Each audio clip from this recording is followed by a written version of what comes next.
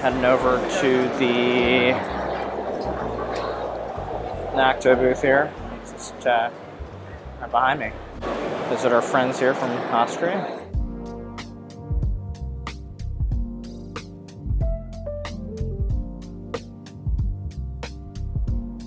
I've got Dan from Noctua, and he's going to show us some new goodies here. All right, take it away.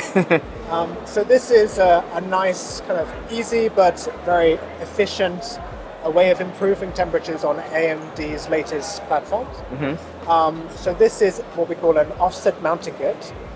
And essentially, if you're familiar with the architecture of AMD's latest CPUs, they have the hotspot, the area that creates the most heat, more at the south side of the CPU. So you can see on the diagram here. And what these offset bars actually do is they just shift the CPU cooler slightly south. It's over a 3-degree difference. So we would expect between 1 to 3 degrees improvement just from these bars. So these will be shipping with all of our coolers in the near future. So by the end of the year, if you buy a multi-socket cooler from us, they'll come with these bars included. Interesting.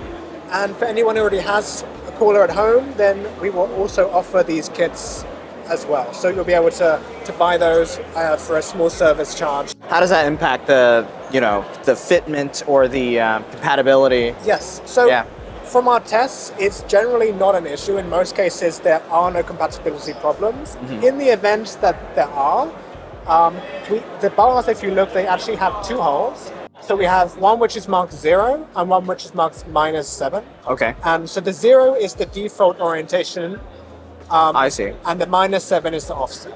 So whilst we recommend using the -7 if you're using, for example, AM5, you can, if there's any compatibility issues, simply use the other hole and then you're back to the standard orientation and there's no issues.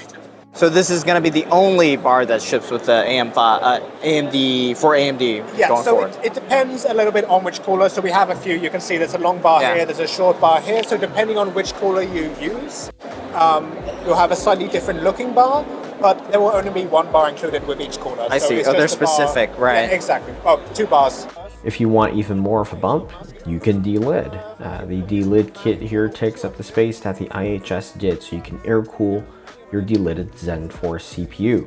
We're going to be offering this kit, which brings these little spaces, and you can see here, you basically just insert them between the fastening bracket and the base of the cooler, and what this does is it reduces the height. It compensates for not having the IHS in place. Because you've removed that, you need to move the cooler down very slightly to make contact.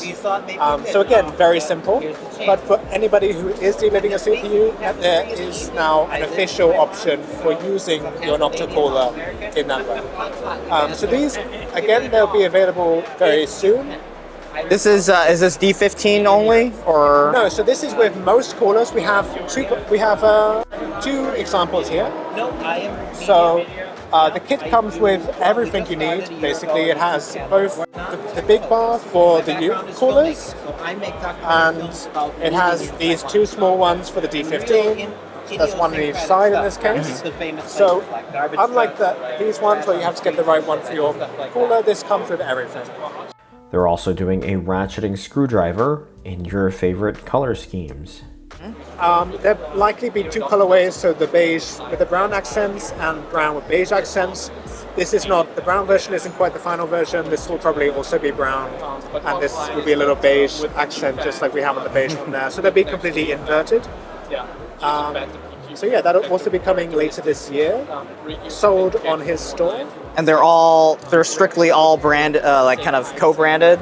Yes, with exactly. LTT. So they have the LTT here, and it's really just the Noctua colors. In terms of impulse buys, this is a pretty good candidate for one, except it's made to house impulse buys. Plus, it even has a Noctua fan at the bottom. Noctua can. Gives you an idea. Cooler, yeah. Brand, and it is essentially a point-of-sale can cooler. So, for example, in a shop, maybe at the checkout, or like a gas station, something like that, where you just want to like a little impulse buy at the checkout. To keep up to 7 cans in there, nice and cool. And then, if you want a little impulse buy as you're checking out, then you can grab one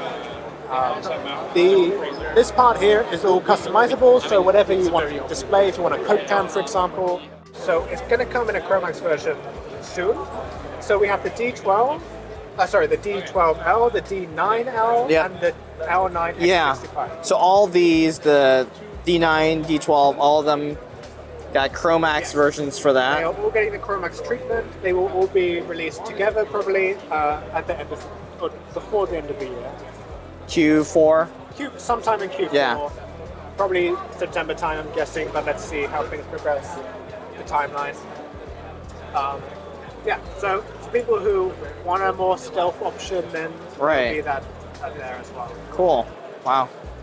And this means that almost, or the majority of our coolers now are available in a Chromex version as well. Not quite all of them, but most of them. You'll see that the impeller for this one looks quite a bit different from all of our other fans. So this is what we call a progressive bend impeller. Yeah, and it's got a kind of a kink in it, looks like, right? Exactly, yeah. So rather than that kind of gradual flow that the A12 has, this has more of a kink in the impeller, in the blade. And that, in collaboration with the centrifugal turbulator hub, this new hub design that we have here, it actually drives air outwards from the center of the fan, where efficiency is lowest, to the outer areas. Is that what the grooves are for? It's to channel that airflow, a little bit like an airflow accelerator channel. Right.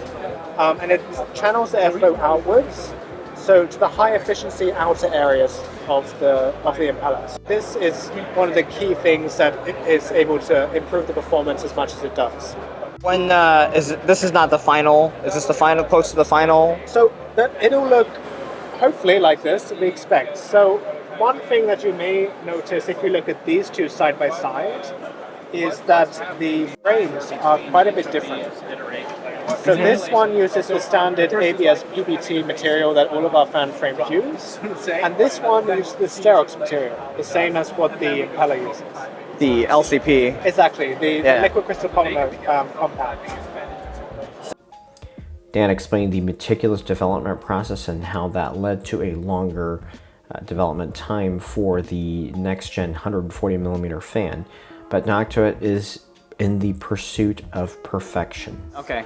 So over time, the fan will gradually expand through the force of spinning so much. The issue is that if there are any intolerances in other parts of the design process, that it can still affect that. And what happened was, we discovered that the cooling liquid we placed the impeller into after we took it out of the mold was slightly too cold. And this meant that the fan impeller cooled too quickly, which meant there was some internal stress inside the fan, which let it expand more than it should have been. Wow. That then means that the tolerance is too tight. It's below that 0.7mm threshold is what we should be. And it means that you could, in theory, run into problems after many years of use where the fan failed. We basically discovered with certain fan clips or with radiator screws, if they're tight too strong, it can actually cause a minute warping on the frame. Interesting. So again, we're talking really at the micro level here. Right. Like a tenth of a millimeter. But because the tolerances are so tight, any warping at all is an issue. Right. That's why we've now tested with the LCP material for the frame, because just like with the fan frame, the dense properties of the material mean it's very hard, which mean that there's no warpage anymore. So in this case, we found that by using the LCP material, it completely eliminates the problem entirely. So it's looking like at the moment we're going to use the LCP frame with the LCP impeller as well, so it'll be completely LCP. The downside is that it increased the cost a little. So let's see. We're still in the testing, the final testing phase, where we go back and do those accelerated lifetime tests just to make sure everything is performing as it should. Yep. But so far, it's looking good. So let's see. At the moment, we're aiming for Q1 release next year. Okay. We want to release a product that we are confident is the best and that is going to be used for many years, and you're never going to have an issue with it. And I think that's why a lot of people choose our products. And so It's something that we feel very strongly about. And even if it means pushing the fan back by another year, and adding another year to the development time and the costs and stuff that are involved in that, it still makes sense for us because that's what we stand by. That's our brand ethos. So for sure, it wasn't really a discussion. If there's an issue, we stop, we go back, we start again if necessary. This is maybe quite interesting for a lot of people. This is the Chromex version. So unlike the A12, for example, where we had to wait a few years between the Noctua version and the Chromax, this one is well in development.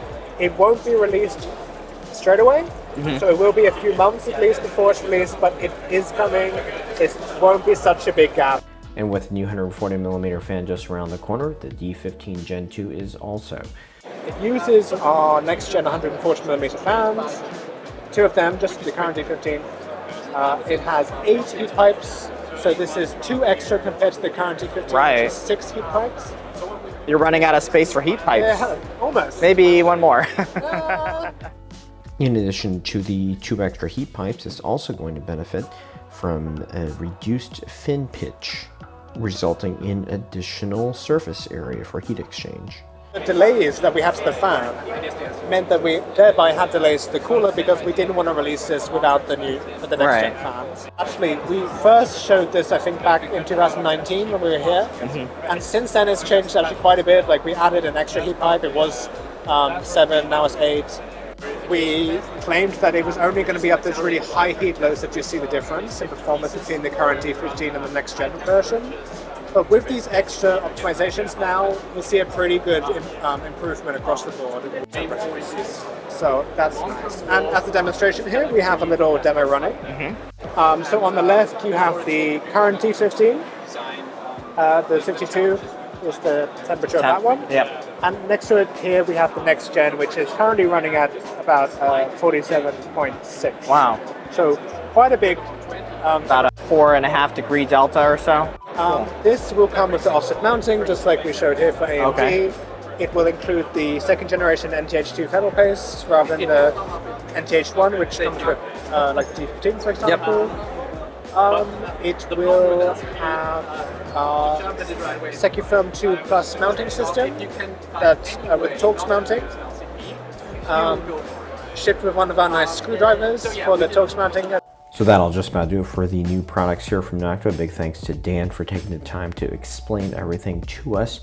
Can't wait to try out the new 140mm fan and the new D15 Gen 2. So stay tuned. Please give it a like, subscribe if you haven't already. Thanks for watching.